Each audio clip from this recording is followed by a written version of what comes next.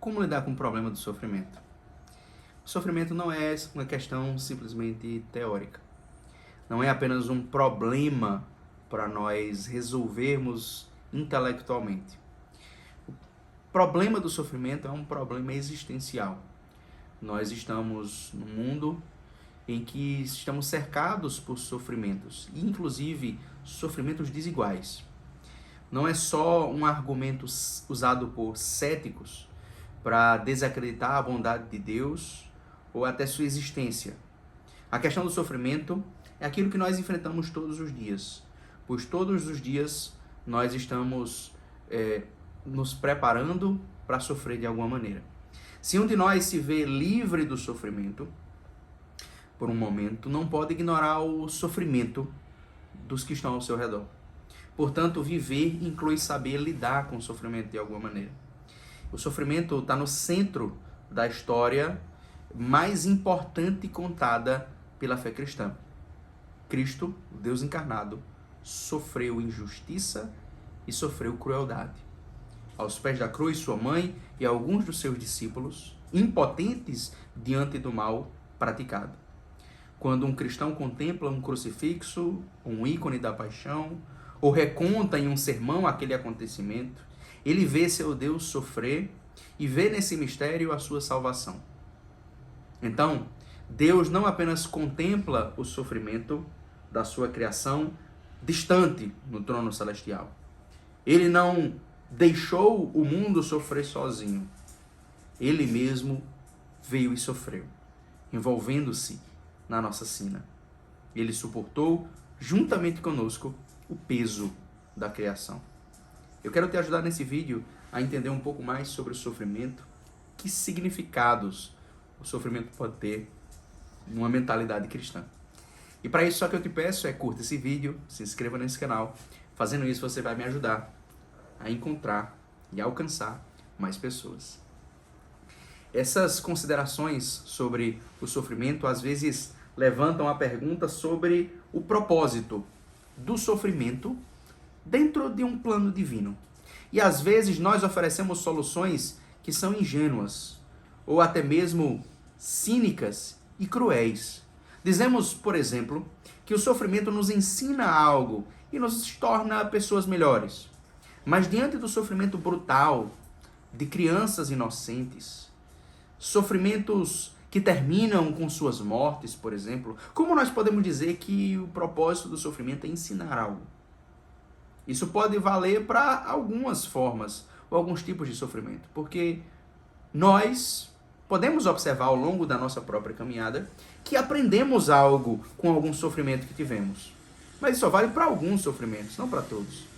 O fato é que o sofrimento pode ter vários propósitos e pode não ter propósito nenhum.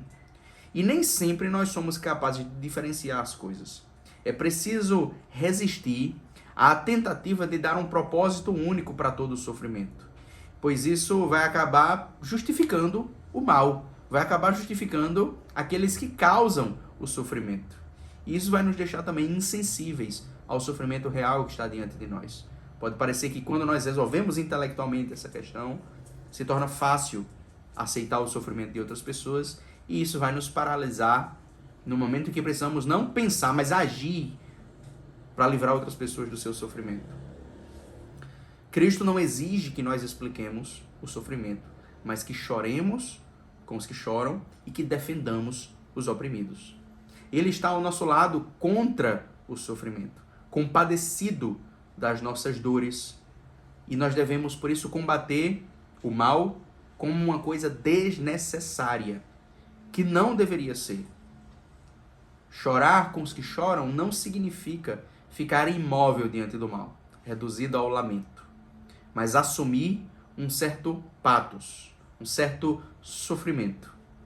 Deixar correr livre o direito como um rio caudaloso e a justiça como um ribeiro eterno.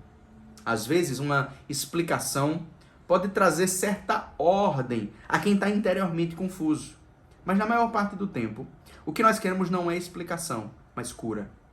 Nós participamos disso quando temos compaixão. Somente num mundo em que há sofrimento pode haver perdão e compaixão. Assim, somente no mundo em que há sofrimento, temporariamente, o amor pode revelar a sua profundidade. Há vários motivos pelos quais nós passamos por sofrimentos. Esses motivos não são soluções intelectuais para o problema do sofrimento. São questões nas quais nós devemos meditar quando sofremos e quando vemos outras pessoas sofrerem. E que só tem razão de ser quando eles nos ajudam concretamente.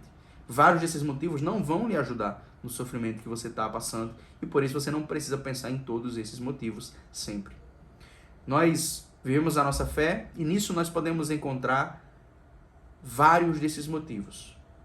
Um motivo muito comum para o sofrimento é o motivo da culpa própria. Muitas pessoas, quando veem o seu próprio sofrimento, já pensam que estão sofrendo por culpa própria. Essa é a explicação mais óbvia do sofrimento, a explicação retributiva. Nós não devemos ser ingênuos em pensar que todo cristão é um santo inocente. Muitos dos nossos sofrimentos não são grandes provações da nossa fé heróica, mas resultado dos nossos pecados ou da nossa ignorância. Deus nos visita e nos disciplina para nos tornar participantes da sua santidade. Muitos de nós precisam entender que têm responsabilidade por suas ações, que suas ações têm consequências, sem precisar transferir isso para outras pessoas. Mas é preciso tomar cuidado com pessoas que se culpam demais, com pessoas que veem a sua própria culpa por trás de todo o sofrimento. E na realidade esse discurso do sofrimento como tendo a consequência, como sendo a consequência de uma culpa que as pessoas têm, pode ser, na realidade, uma maneira como pessoas sem compaixão podem manipular outras pessoas. Então é preciso tomar muito cuidado para que nós não achemos que tudo que nós sofremos é por nossa culpa. É preciso muita atenção e o cuidado de outras pessoas também. Um outro motivo pelo qual nós sofremos tem a ver com a nossa humildade e compaixão. Embora os filhos de Deus desfrutem de um cuidado especial, nós somos pessoas sujeitas às mesmas condições de vida que o restante da humanidade.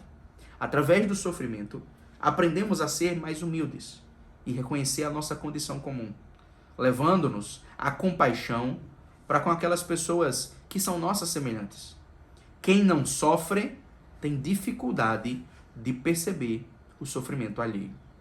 Então, através do sofrimento, nós temos a oportunidade de aprender que não somos melhores que outras pessoas. O sofrimento, ele também fortalece a unidade dos cristãos. Através dessa compaixão que nós temos, carregamos os fardos uns dos outros e fortalecemos a nossa unidade para com os nossos irmãos. Isso vale especialmente para com os nossos irmãos que estão em lugares onde há sofrimento e perseguição ao cristianismo. E com isso nós percebemos a importância da unidade maior que as nossas diferenças, pois o Espírito Santo está sobre aqueles que sofrem pelo Evangelho. Um outro motivo pelo qual nós sofremos diz respeito ao ódio do mundo a Cristo. Um ataque a um cristão é, no fundo, um ataque ao Cristo que nele vive. Se o Senhor sofreu, como nós não sofreríamos também? Por isso, quando Paulo perseguia os cristãos, o Senhor lhe perguntou: Saulo, por que me persegues? Carregar a cruz e sofrer com o Senhor com paciência, passando vergonha e rejeição, nos leva a uma imitação mais profunda do nosso Senhor crucificado. Mas nós devemos também tomar o cuidado de não achar que tudo aquilo que a sociedade faz contra nós é um ataque ao cristianismo. Às vezes a sociedade pode nos atacar por algo errado que nós estamos fazendo. Além disso, o sofrimento pode nos levar a uma proximidade com Cristo. Um dos motivos é essa plenitude dos sofrimentos de Cristo, sofrimentos dos quais nós participamos. Cristo permite que cada um de nós participe do seu sacrifício único através dos sofrimentos, completando as aflições messiânicas que instauram o seu reino. Através disso, e em continuidade com essa razão anterior, cada cristão se torna um ícone do Senhor, um santo, inspirando a conversão e santificação de outras pessoas ao sofrer com Jesus. Outro motivo é a provação da nossa fé. A provação não é só um teste, como se Deus não soubesse os nossos limites, mas uma forma de sermos purificados por Ele. em meio às tentações. Isso é importante para nós mesmos, quando vemos como a graça do Senhor nos permitiu resistir às tentações. Motivo de grande alegria. Aquele que vence a provação recebe a coroa da vida. Nossa tribulação momentânea produz um peso de glória. Isso é um sinal de eleição, sofrer com o Senhor. Além disso, através do perdão, através do sofrimento, nós exercitamos o perdão. Só há perdão onde há sofrimento. Quando nós padecemos, Deus nos concede uma oportunidade de exercer o seu amor soberano. Deus quer nos santificar, perdoando aqueles que nos fizeram mal. O sofrimento também nos traz seriedade quanto a toda a vida. Através do sofrimento entendemos o nosso fim. Levamos a vida, a nossa e a dos nossos semelhantes, com maior seriedade, percebendo o real valor eterno de cada pessoa que nos deixa. Também, através do sofrimento, percebemos a nossa dependência. O sofrimento nos relembra de como nós necessitamos da graça e do auxílio do Senhor para buscarmos em oração. Mais uma vez, essas coisas não são exatamente explicações que nós devemos dar, mas reflexões que nós devemos fazer. Maneiras pelas quais o sofrimento pode adquirir um sentido. E se em algum momento essas coisas não nos ajudam, que elas sejam, naquele momento, deixadas de lado. Em Eclesiastes 7:2 nós lemos: melhor é ir à casa onde há luto do que à casa onde há banquete, pois naquela se vê o fim de todos os homens, e os vivos que o tomem em consideração. Espero que você tenha gostado desse vídeo, e se você ainda não fez isso, curta esse vídeo, se inscreva no canal, comente aí o que é que você acha sobre esses 9 motivos e sobre outros motivos pelos quais nós sofremos. Lembre-se disso, não use esses motivos para justificar o sofrimento de outras pessoas, mas como reflexão quando você sofrer, e use também essas coisas como força para ajudar outras pessoas.